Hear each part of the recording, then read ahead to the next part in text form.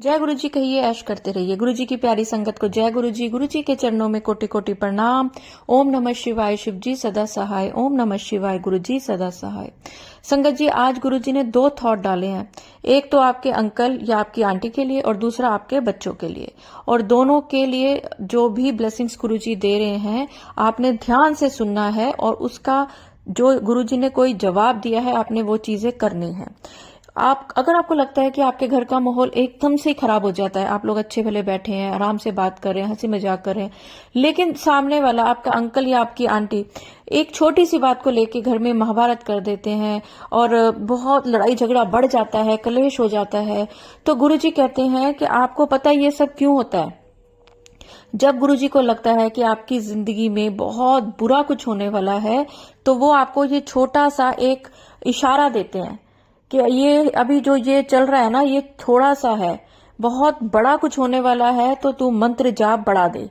तो जब भी कलेश हो रहा हो, कोई सामने से गुस्सा आ रहा हो, किसी को कोई लड़ रहा हो, क्योंकि आप गुरुजी की संगत है, तो आपने मंत्र जाप करना है मन ही मन में।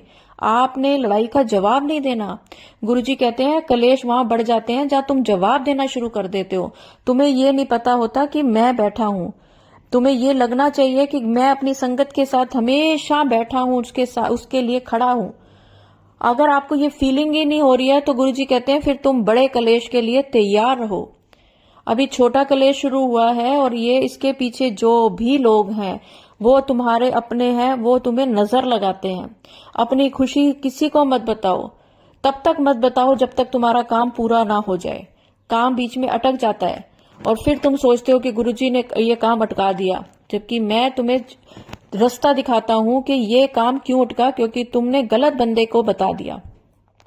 अपनी खुशी, अपना दुख किसी को मत बताओ, सिर्फ मुझे बताओ। अगर आपकी आंटी या आपके अंकल आपसे हर बात पे लड़ रहे हैं, छोटी छोटी बात पे लड़ रहे हैं, घर का माहौल खराब कर रहे हैं, तो समझिए कि कुछ बहुत ही गलत है। कहीं पर किसी ने उनके साथ कुछ या तो ब्लैक मैजिक करा है, या वो किसी ऐसी चीज के ऊपर से निकल गए हैं जो लोग ऐसे कर करा के रास्ते में फेंक देते हैं, चौराहे पे फेंक देते हैं। तो आपने क्या करना है, आपने जब भी लड़ाई घर में हो, आपने जवाब ना देके मंत्र जाप शुरू कर देना है। और दूसरी चीज, आपके बच्चों के ऊपर, अगर बच्चे हैं आपके घर में, तो हो सकता है आने वाले टाइम में कुछ परेशानी ना आ जाए, इसलिए अपने घर के बाहर जो लिखना है वो आपको इस सत्संग में पता चल जाएगा, जो सत्संग में अब आपको सुनाने जा रही हूँ। संगत जी, वही चीज गुरुजी ने मुझे बोली, वही चीज से सत्संग में आंटी सुना रही हैं, क्योंकि मैंने पहले अब ये सत्संग सुना है, तब मैं आपको अब ये सत्संग सुनाने जा रही हूँ। इससे आपको आपके बहुत सारे सवालों के जवाब मिलेंगे। अगर आप मेरे चैनल पे नए हैं तो कृपया चैनल को सब्सक्राइब करें, वीडियो अच्छी लगे तो लाइक करें और वीडियो को शेयर जरूर करें। ये भी एक तरह की सेवा है, जो कि जितने लोग इस सेवा से लाभ उठाएंगे उसका फायदा आपको मिलेगा। तो चलिए मैं आपको आंटी जी का सत्संग सुनाती हूँ। जय गुरु जी, शुक्राना गुरु जी, शुक्राना गुरु जी, जय गुरु जी, शुक्राना गुरु जी। आंटी जी थोड़ा सा तबीयत खराब हो रही है, तो गुरु जी ने मेरे माइंड में थॉट डाला है और कि मुझे सत्संग शेयर करना है। तो संगत जी, मंगलवार रात को गुरु जी ने बोला था कि तेरे बच्चे के ऊपर ना थोड़ा कष्ट है। तो मैंने बोला गुरु जी आप देख लेना, आप तो भगवान हो, तो आप कष्ट भी अपने आप ही करना। तो गुरुजी ने बोला था मंत्र जाप करना, मैंने मंत्र जाप किया था। गुरुजी को तो ना बुधवार को ना सुबेरे ऐसे ही उठ के चाय वगैरह पीने लगी, तो अंकल जी के साथ ना थोड़ा ऐसे ही बहस पानी हो गई। तो अंकल जी के ऊपर ना मैंने ऐसे ही गलती से मतलब मजाक में मैंने थोड़ा सा पानी डाल दिया, तो अंकल जी मेरे ऊपर शुरू हो गए। और फिर हमारे घर में जैसे ऐसे मतलब बहुत जोर की महाभारत जैसे क्लेश शुरू हो गया।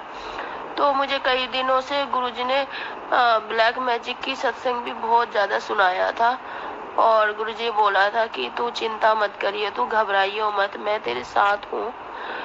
तो फिर उसके बाद ना हमारे घर में मतलब ऐसे बुधवार को पूरा दिन, जब सुबह से लेके रात तक हमारे घर क्लेश ही होता रहा। और मतलब मैं ऐसा कोई फालतू नहीं बोली, क्योंकि गुरुजी की मैसेज मुझे पहले ही मिल चुके थे, तो मेरे मुंह से ऐसा कुछ नहीं निकलेगी। पर हाँ, मेरे मुंह से नहीं निकली, लेकिन मेरी तबीयत खराब हो गई थी और मैं रोई भी बहुत थी। मैंने कहा गुरुजी मैंने ऐसा कुछ भी नहीं बोला, बाकी है ना। फिर गुरुजी ने मेरे मन अंदर डाला, मतलब ये गुस्सा, वैसे तो अंकल जी बहुत अच्छे हैं, बहुत अच्छे, लेकिन ना जब इनको गुस्सा आता है ना, तब ये कुछ भी नहीं जानते, तो कुछ भी नहीं बोलता, मतलब जो इनके मुंह में आता है फिर वो बोलते रहते हैं। लेकिन गुरुजी ने बोला था कि तेरे घर में ब्लैक मैजिक, और ब्लैक मैजिक मेरे करने वाले ही मेरे अपने हैं, और अपने जिस दिन वो मेरे घर आते हैं, अब मेरे ना घर आते हैं, अब मैं उनको क्या मना तो कर नहीं सकती, क्योंकि मेरे घर में शॉप है किराने का, तो मेरे दुकान से कुछ ना कुछ सामान ले ही जाते हैं अपने पैसे से, तो उनको मना नहीं कर सकती। और वो आके मतलब थोड़ी देर बैठेंगे, ज्यादा देर नहीं बैठेंगे, कोई बात भी नहीं करते, बस यही कि अपना वो चले जाते हैं। तो गुरुजी ने मेरे दिमाग में थॉट डाला, कि थॉट भी डाला, और दूसरा गुरुजी के मैसेज भी आया था कि बाहर गेट पे कुछ लिख दे। तो मैं समझ में नहीं आ रही थी, मैंने कहा क्या लिखूं मेरे दिमाग में नहीं आ रहा था। पर कल मैं रो के ऐसी बैठी हुई थी, तो रो रही थी। मैंने कहा गुरुजी ये क्या हो रहा है ये।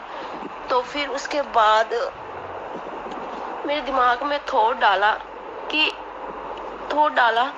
तू गेट पे, मैंने तेरे को बोला था कि तू कुछ लिख दे, तू लिखती क्यों नहीं है, तू सुनती क्यों नहीं है। तो मैंने बोला गुरुजी मैं क्या लिखूं, मेरे को समझ ही नहीं आ रहा क्या लिखूं। तो मेरा माइंड में गुरुजी ने डाला ओम लिखना, क्योंकि मैंने सत्संग सुना था, उस आंटी की भी जैसे मुझे बोला था वैसे ही उस आंटी को भी बोला था। तो फिर मैंने वहां जाके कल गेट पे लिख दिया, गेट के दीवार पे मैंने ओम लिख दिया, और कोई लड़के से मैंने गुरुजी ने उस लड़के को भेजा, और फिर जय गुरुजी भी लिखवा दिया।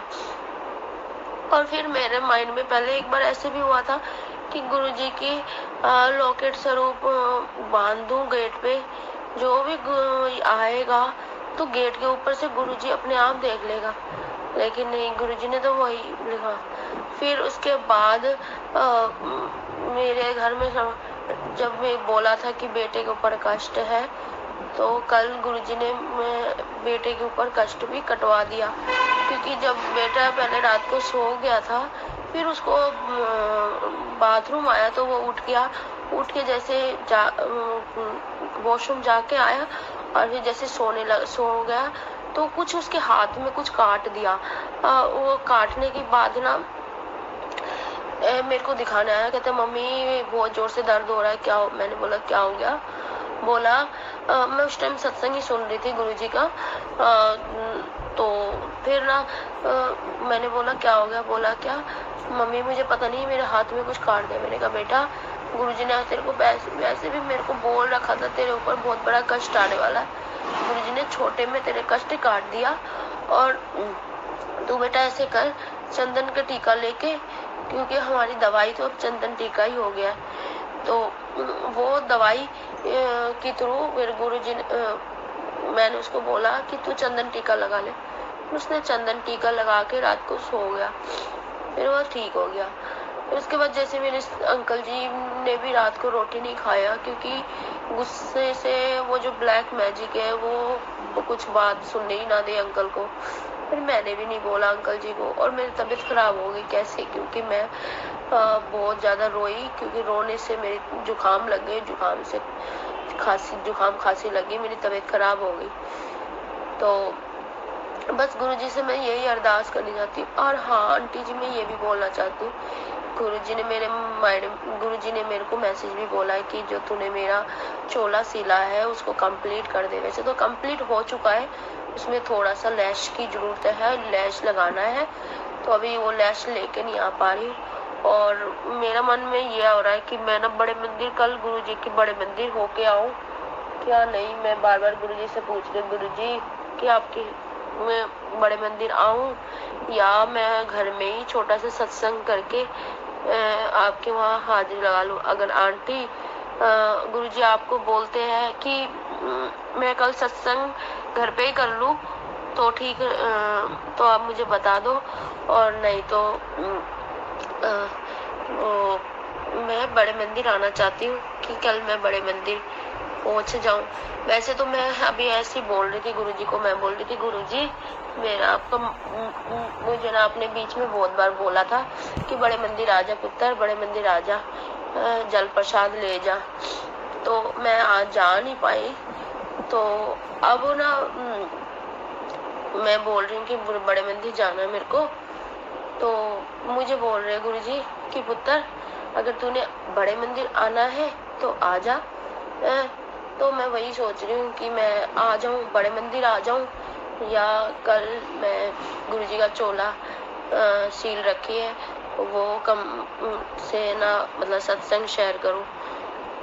जय गुरुजी, शुक्राना गुरुजी, अनंतम अनंतम शुक्राना गुरुजी। मैं अपनी वाणी को यहीं विराम देती हूँ। नमः शिवाय, शिव जी सदा सहाय। ओम नमः शिवाय, गुरुजी सदा सहाय। जय गुरुजी, शुक्राना गुरुजी। संगत जी, मैं आप सबको एक बात बता दूं, कल 31 मई को जो गुरुजी के मंदिर है वहां से जो टी पॉइंट आता है दरबार तक, कोई भी शटल सर्विस नहीं होगी, आपको पैदल जाना होगा।